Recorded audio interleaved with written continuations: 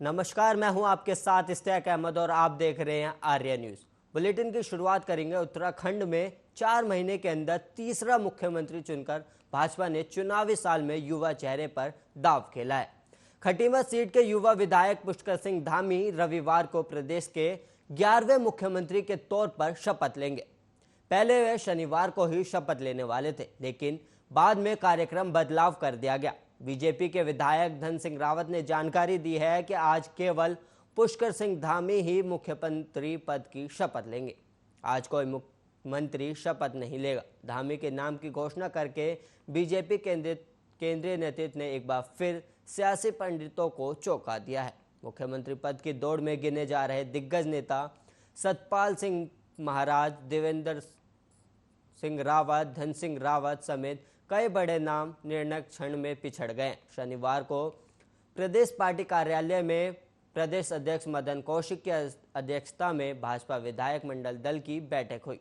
बैठक में पूर्व मुख्यमंत्री तीरथ सिंह रावत और मदन कौशिक ने धामी का नाम प्रस्तावित किया और वहीं पूर्व मुख्यमंत्री त्रिवेंद्र सिंह रावत, वरिष्ठ नेता सतपाल महाराज, बसिंदर भगत, हरबंस कपूर, रेखा आर्य ने प्रस्ताव का अनुमोदन किया। विधानमंडल दल का नेता चुने जाने के बाद धामी केंद्रीय तोमर मंत्री प्रदेश अध्यक्ष कौशिक के साथ राजभवन पहुंचे और राज्यपाल बेबी रानी मौर्य से सरकार बनाने का आमंत्रण देने का अनुरोध किया।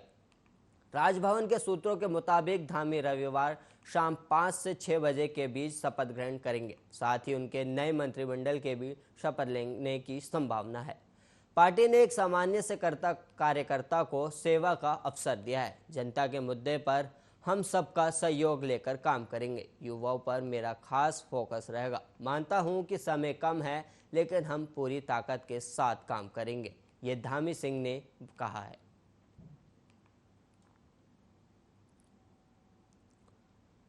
उत्तराखंड विधानमंडल दल की बैठक में पुष्कर सिंह धामी के नाम पर नए मुख्यमंत्री के रूप में मुहर लगने के बाद पार्टी के कुछ सीनियर नेता सहज नहीं नजर आ रहे हैं। अटकलें तो ऐसी भी हैं कि सतपाल महाराज दिल्ली पहुंचे। उनके साथ 35 विधायक हैं जो इस्तीफा देने को तैयार है।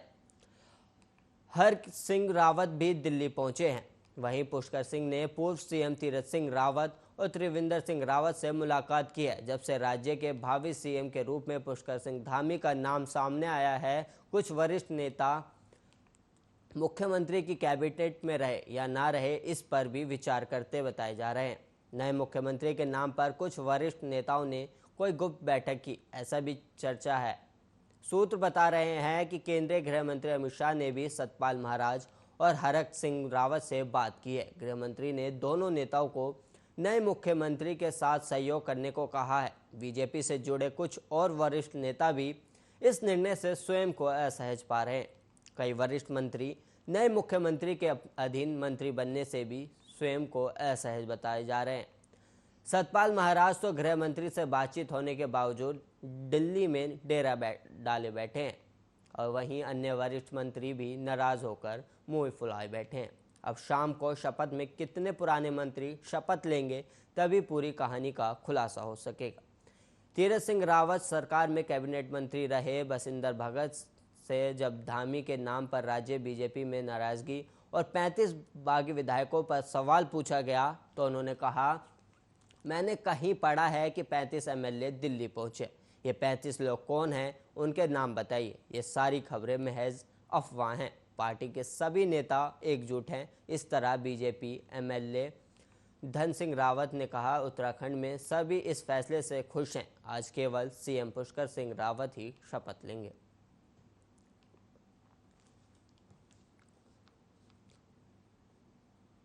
उत्तराखंड के 11वें मुख्यमंत्री के रूप में शपथ ग्रहण करने से पहले पुष्कर सिंह धामी ने रविवार की सुबह पूर्व मुख्यमंत्री से मुलाकात की। पुष्कर सिंह धामी ने रविवार की सुबह पूर्व मुख्यमंत्री तीरथ सिंह रावत से भागीरथीपुरम में स्थित उनके आवास पर मुलाकात की। उन्होंने पूर्व मुख्यमंत्री त्रिवेंद्र सिंह रावत से भी उनके डिफेंस कॉलोनी स्थित आवास पर मुलाकात की थी।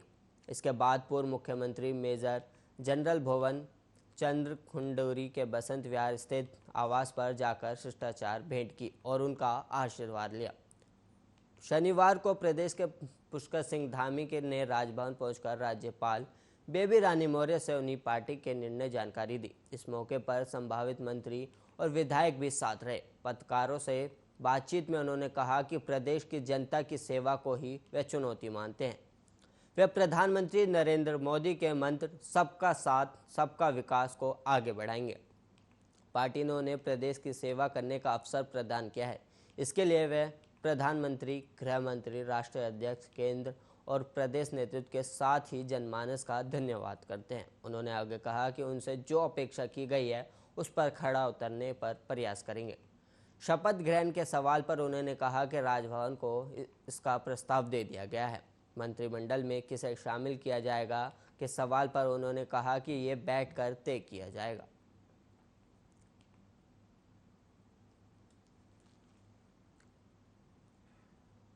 और वहीं सिक्किम में शहीद हिमांशु नेगी का पार्थिव शरीर 68 घंटे के लंबे इंतजार के बाद सेना की एम्बुलेंस से उनके घर पहुंचा। शव के पहुंचते ही शहीद के अंतिम दर्शन के लिए लोगों की भीड़ उमड़ पड़ी। प्रशासनिक अधिकारियों और पूर्व सैनिक ने शहीद के पार्थिव शरीर पर पुष्प चक्र अर्पित कर भावभीनी श्रद्धांजलि दी। शहीद का रामनगर में अंतिम संस्कार किया गया। उत्तराखंड के काशीपुर में हेमपुर डिपो की पांडे कॉलोनी निवासी हिमांशु नेगी की नियुक्ति 27 मार्च 2019 को 7 कुमाऊं रेजिमेंट में बतौर सिपाही हुई थी। वर्तमान में वो पश्चिम बंगाल की बीनागुड़ी पोस्ट पर तैनात थे। 45 दिन की छुट्टी पूरी कर हिमांशु 2 जून को ही यूनिट में लौटे थे और वहीं 30 जून की सुबह 11 बजे परिजनों को हिमांशु की शहादत की खबर मिली, जिससे परिजनों और पांडे कॉलोनी में शोक छा गया। परिजन और हिमांशु के मित्र 3 दिनों से पथराई आंखों से उसके शव के घर पहुंचने का इंतजार कर रहे थे। और वहीं शनिवार को सुबह करीब 7:30 बजे सूबेदार जगत सिंह, हवलदार महेंद्र सागर और हवलदार गणेश चौधरी एम्बुलेंस से शहीद हिमांशु का शव लेकर पांडे कॉलोनी पहुंचे। पार्थिव शरीर देखकर परिजनों और मित्रों के करुण कर्ण से माहौल गमगीन हो गया। भूतपूर्व सैनिकों और अधिकारियों ने परिवार के लोगों को भाई का पार्थिव शरीर देखकर इकलौती बहन दीपा गस खाकर गिर पड़ी।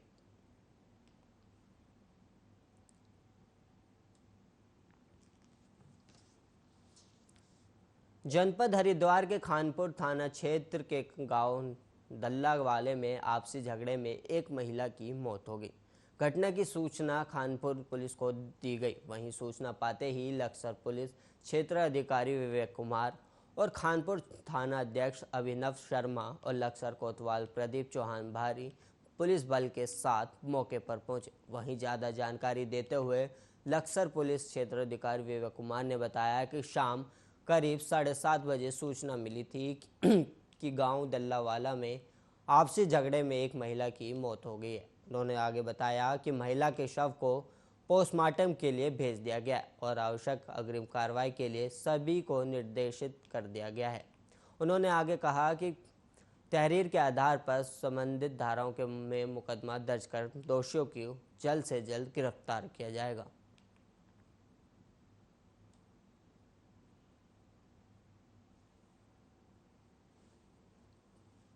तो लगभग 7:30 के करीब सूचना मिली कि गांव दल्लावाला में एक महिला की जो आपसी एक झगड़े में मृत्यु हो गई है और इस संबंध में जो अभी बॉडी को जो है पोस्टमार्टम के लिए भिजवा दिया गया है। आवश्यक अग्रिम कार्रवाई के लिए इन सबको निर्देशित कर दिया गया है। इसमें तहरीर इनके द्वारा दे दी गई है और जो उचित धाराएं हैं उनमें मुकदमा पंजीकृत करके जो उत्तराखंड की राजधानी देहरादून में रविवार को सुबह की शुरुआत झमाझम बारिश के साथ हुई, जिसमें गर्मी छूमंतर हो गई और मौसम सुहावना हो गया। लोगों ने राहत की सांस ली, हालांकि बाद में धूप खिल गई। वहीं आज फिलहाल अधिकतर इलाकों में बादल छाए हुए हैं, पहाड़ी इलाकों में धूप खिली हुई है। राजधानी देहरादून और आसपास के इलाकों में 2 दिन पूर्व हुई झमाझम बारिश के बाद शनिवार को मौसम का मिजाज एक बार फिर बदल गया है। दिन में कई बार बादल तो छाए लेकिन बारिश नहीं हुई। धूप निकलने से पारा एक बार फिर 34.5 डिग्री तक पहुंच गया है। इसके चलते लोगों को गर्मी का सामना करना पड़ा। मौसम वैज्ञानिकों का कहना है कि पाकिस्तान से चलकर राजस्थान होते हुए उत्तराखंड पहुंच रही गर्म हवाएं मानसून का मिजाज बदल रही हैं।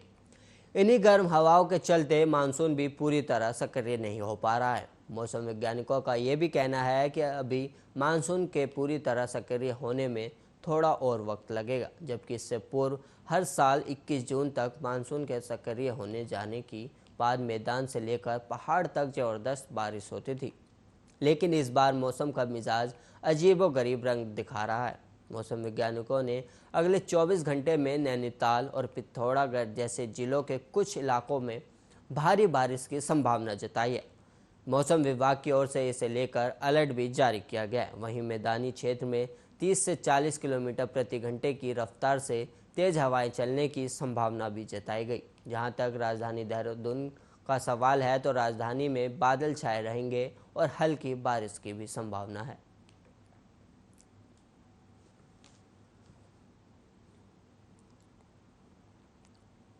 उत्तराखंड में पिछले 24 घंटे में कोरोना संक्रमण के 158 नए मामले सामने आए। वहीं 4 मरीजों की मौत भी हो गई। इसके अलावा आज 187 मरीजों को ठीक होने के बाद घर भेज दिया गया। वहीं सक्रिय मामलों की संख्या घटकर 1821 पहुंच गई है। स्वास्थ्य विभाग की ओर से जारी बुलेटिन के अनुसार शनिवार को 23,653 सैंपलों की जांच रिपोर्ट नेगेटिव आई थी।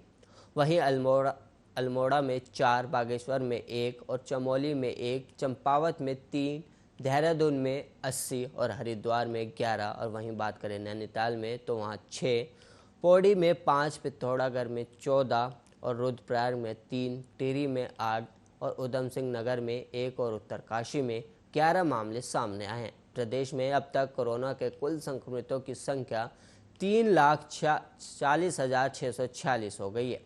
इनमें से 3,26,588 लोग ठीक भी हो चुके हैं। प्रदेश में कोरोना के चलते अब तक कुल 7,331 लोगों की जान जा चुकी है। अखिल भारतीय आयुर्विज्ञान संस्थान ने कोरोना की तीसरी लहर को लेकर लोगों को सचेत किया है। एम्स के मुताबिक कोविड सुरक्षा नियमों को लेकर लापरवाही डेल्टा वेरिएंट की तीसरी लहर का कारण बन सकती है। ऐसे में केवल वैक्सीनेशन और कोविड सुरक्षा नियमों का पालन से स्वयं को सुरक्षित रखा जा सकता है। विश्व संगठन के अनुसार डेल्टा वेरिएंट अभी तक विश्व के 100 देशों में पाया जा चुका है। कोरोना वायरस के स्वरूप में आ रहे बदलावों की वजह से ही डेल्टा वायरस बना है। एम्स निदेशक प्रोफेसर रविकांत ने बताया कि कोरोना वायरस के अन्य सभी वेरिएंट की तुलना में डेल्टा प्लस वेरिएंट की वजह से फेफड़ों में कोविड नियमों का संक्रमण अधिक हो सकता है। ये भी संभावना है कि कोरोना वायरस के डेल्टा प्लस वेरिएंट में एंटीबॉडी कॉकटेल जैसी दवा का भी 60% असर नहीं हो पाए, लेकिन वैक्सीन लगा चुके लोगों में इसकी वजह से गंभीर किस्म के संक्रमण का कोई मामला फिलहाल भारत में नहीं मिला है। उन्होंने बताया कि अब तक देश के 12 राज्यों में इसकी पुष्टि हो चुकी है।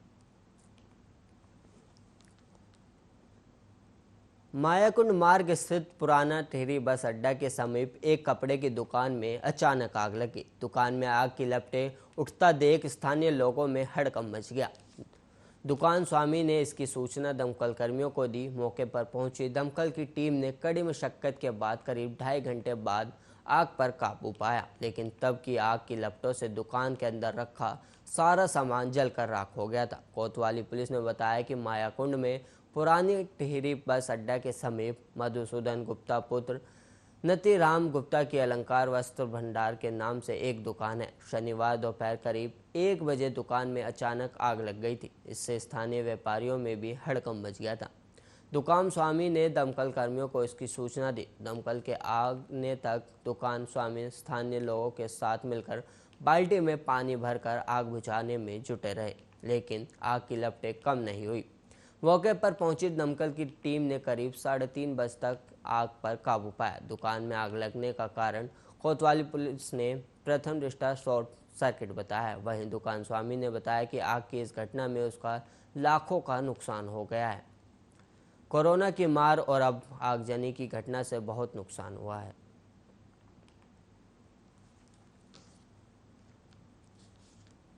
कोरोना वैक्सीन को लेकर सरकारी अस्पताल में हुए हंगामे के बाद स्वास्थ्य विभाग हरकत में आ गया है। शनिवार को अस्पताल में 18 से 44 वर्ग आयु और 45 वर्ग से ऊपर वाले 800 लोगों को कोरोना की वैक्सीन लगाई गई है। वैक्सीन लगने पर लोगों ने राहत की सांस ली। शनिवार को सरकारी अस्पताल में वैक्सीन लगाने के लिए सुबह 7 बजे से ही लोग लाइन में खड़े हो गए। करीब 9 बजे से शुरू हुआ टीकाकरण में 45 वर्ष के ऊपर वाले 500 लोगों को कोरोना की वैक्सीन लगाई गई। इसके अलावा राधा स्वामी सत्संग भवन 1 और 2 में 18 से 44 आयु वर्ग के 300 लोगों को वैक्सीन लगाई गई। उधर पूर्णानंद इंटर कॉलेज मुनिकिरेट में 253 लोगों को कोवैक्सीन और 160 लोगों को कोविशील्ड लगाई गई है। इसके अलावा मोबाइल टीम ने तपोवन के आनंदधाम में आश्रम में 45 आयु वर्ग के ऊपर 142 लोगों को कोरोना की वैक्सीन लगाई। उधर स्वर्गश्रम स्थित स्वामी सुखदेवानंद चैरिटेबल ट्रस्ट अस्पताल में 18 से 44 और 45 आयु वर्ग से ऊपर वाले 171 लोगों को कोरोना की वैक्सीन लगाई। उधर शिवालिक भागीरथी पब्लिक स्कूल विस्थापित कॉलोनी में डोईवाला ब्लॉक के स्वास्थ्य विभाग की ओर से टीकाकरण हुआ, जिसमें 45 आयु वर्ग के ऊपर वाले 62 लोगों को कोवैक्सीन की दूसरी डोज लगाई गई। इस मौके पर लक्ष्मण चौहान, नवीन नेगी, अभिषेक नेगी, डॉक्टर विभूति सिंह, रीना देवी, डॉक्टर नेहा देवी, माया देवी आदि शामिल थे। 1449 लोगों को कोविड की जांच की गई, जिसमें 9 लोग कोरोना संक्रमित मिले। इसमें 7 मुनिकिरेत, 1 लक्ष्मण झूला और 1 ऋषिकेश क्षेत्र में पॉजिटिव मिला था।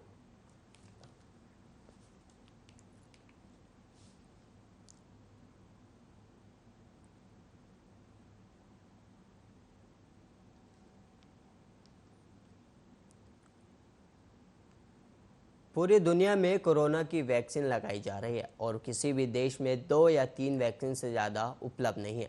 लेकिन इस बीच दुनिया के कई हिस्सों में कोरोना की वैक्सीन को लेकर लोगों के मन में सवाल भी हैं कि बदलते कोरोना वेरिएंट पर आखिर कौन सी वैक्सीन सबसे ज़्यादा असरदार होगी। देखिए ये रिपोर्ट।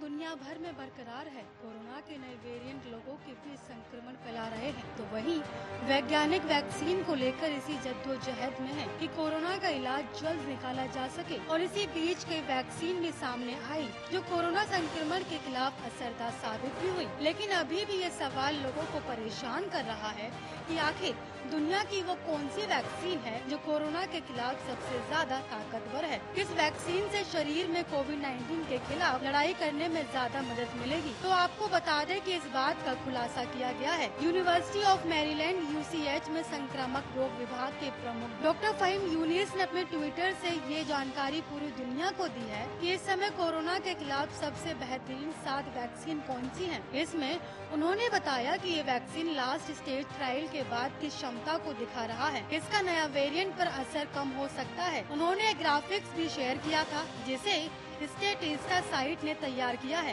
इसमें वैक्सीन की एफिकेसी यानी कोरोना के खिलाफ क्षमता को लेकर जो दावा किया जा रहा है वो वैक्सीन बनाने वाली दवा कंपनियों द लेसेंट मैगजीन और ब्यूटेन इंस्टीट्यूट के हवाले से दिया गया है। डॉक्टर फहीम यूनिस के ट्वीट ग्राफिक्स में एस्टेरिक्स मार्क के साथ ये भी लिखा गया है कि कोरोना के अलग अलग वेरिएंट पर इनकी एफिकेसी कम या ज्यादा हो सकती है। जैसे ऑक्सफोर्ड एस्ट्राजेनेका की वैक्सीन दूसरी डोज के बाद 90% एफिकेसी हो जाती है, तो वहीं जॉनसन एंड जॉनसन की एफिकेसी लगभग 70% है। जबकि सबसे कम जिस वैक्सीन का असर है वो है चीन की कोरोना। ये वैक्सीन 7वें नंबर पर है, जिसे चीन की दवा कंपनी साइनोवैक ने बनाया है और इसकी क्षमता कोरोना के खिलाफ सिर्फ 50% है। इसके ऊपर आती है जॉनसन एंड जॉनसन की वैक्सीन, इसकी क्षमता है 66% और ये वैक्सीन 6ठे नंबर पर है। इसके बाद आती है ऑक्सफोर्ड एस्ट्राजेनेका की वैक्सीन यानी भारत के सीरम इंस्टीट्यूट ऑफ इंडिया में बनी कोविशील्ड। ये वैक्सीन 5वें नंबर पर है और इसकी क्षमता 70% है, लेकिन दोनों डोज लेने के बाद ये 90% हो जाती है। 4थे नंबर पर आती है नोवावैक्स कंपनी की कोविड-19 वैक्सीन। कोरोना के खिलाफ इसकी क्षमता लगभग 90% है, जबकि तीसरे नंबर पर रूस की गामालियन साइंटिफिक रिसर्च इंस्टीट्यूट द्वारा बनाई गई गेम कोविड वैक स्पुतनिक है और कोविड-19 के खिलाफ इसकी एफिकेसी 90% है। तो वहीं स्पुतनिक V को भारत में डोज लगाने की अनुमति भी दे दी गई है। दूसरे नंबर पर आती है मॉडर्ना दवा कंपनी की वैक्सीन, जिसकी कोरोना के खिलाफ लड़ने की क्षमता लगभग 90% है। यानी इसके ऊपर सिर्फ एक ही दवा कंपनी ऐसी है जिसकी दवा सबसे ज्यादा कारगर है। जहां तक भारत में मॉडर्ना की वैक्सीन लाने की बात है तो ऐसा माना जा रहा है कि सिप्ला दवा कंपनी मॉडर्ना से वैक्सीन बनाकर भारत में डिस्ट्रीब्यूट करने का अधिकार प्राप्त कर ले। और अब आपको बताते हैं कि कोरोना संक्रमण के खिलाफ सबसे कारगर वैक्सीन की श्रेणी में पहले नंबर पर कौन सी वैक्सीन है, तो वो है फाइजर बायोटेक की वैक्सीन। दुनिया में मौजूद सभी कोरोना टीकों में से इस वैक्सीन की क्षमता सबसे ज्यादा है, यानी इस वैक्सीन की दोनों डोज लेने के बाद आपका शरीर कोरोना वायरस से बच सकता है। हालांकि इन वैक्सीन को लेकर किए गए तमाम दावों के बाद भी कोरोना के बदलते वेरिएंट और म्यूटेशन को देखते हुए किसी भी वैक्सीन को दावे के साथ कारगर कहना मुश्किल है। अलग अलग वेरिएंट पर वैक्सीन का असर और क्षमता भी अलग अलग होती है। तो वहीं वैज्ञानिक भी कोरोना से लड़ने के लिए एक यूनिवर्सल वैक्सीन पर काम कर रहे हैं जो कि कोरोना के सभी वेरिएंट से लड़ सके। Special desk Aryan. इस बुलेटिन में इतना ही। ऐसे ही तमाम खबरों के लिए देखते रहिए आर्या न्यूज़।